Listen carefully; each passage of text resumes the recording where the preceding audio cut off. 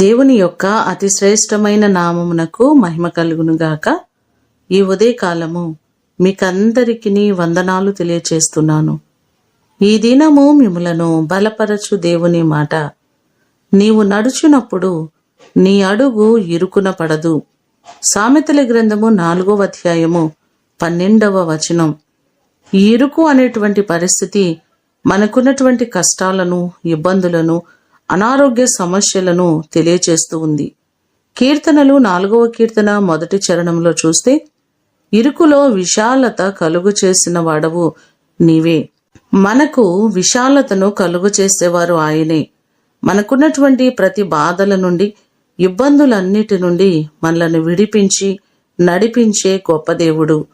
118వ కీర్తన 5వ చరణంలో చూస్తే, ఇరుకునందుండి నేను యెహోవాకు మొర్రపెట్టితిని, విశాల స్థలమందు యెహోవా నాకు ఉత్తరమిచ్చెను అనే మాటలు మనకు కనబడుతున్నాయి.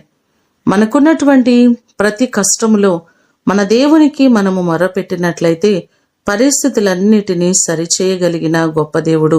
మీరు ప్రయాణిస్తున్న ప్రతి ప్రయాణము క్షేమకరంగా దేవుడు నడిపిస్తారు. ఈ మాటలు వింటున్న మీకందరికీ దేవుడు క్షేమమును అనుగ్రహించి ఆయన మిమ్మును ఆశీర్వదించునుగాక. ప్రార్థన చేసుకుందాం. సకల ఆశీర్వాదములకు కారణభూతుడవైన మా ప్రేమ కలిగిన పరలోకపు తండ్రి, మీ పాదములకు వందనాలు, స్తోత్రాలు. మేము నడుచున్నప్పుడు మా అడుగు ఇరుకున పడదని మీరు సెలవిచ్చారు. మేము వెళ్తున్న ప్రతి ప్రయాణములలో మీరు మాకు క్షేమాన్ని కలుగచేయండి. మా పనిపాటలన్నిటిలో మీరు తోడుగా ఉండండి.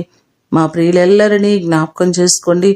ఏ సమస్యల చేత, ఏ ఇబ్బందుల చేత వారు నలిగిపోతున్నారో ప్రతి వారి సమస్యలు, ఇబ్బందులు, ఇరుకులు, అనారోగ్య సమస్యలు ప్రతి వాటి నుంచి మీరు విడిపించండి. ఈ దినమంతా కూడా మీ సన్నిధి, మీ ప్రసన్నత మా అందరికీ మీరు కలుగు చేయమని యేసు అతి ఘనమైన నామమున అడిగి వేడుకొని పొందియున్నాము తండ్రి. ఆమేన్. దేవుడు మిమ్ములను దీవించునుగాక.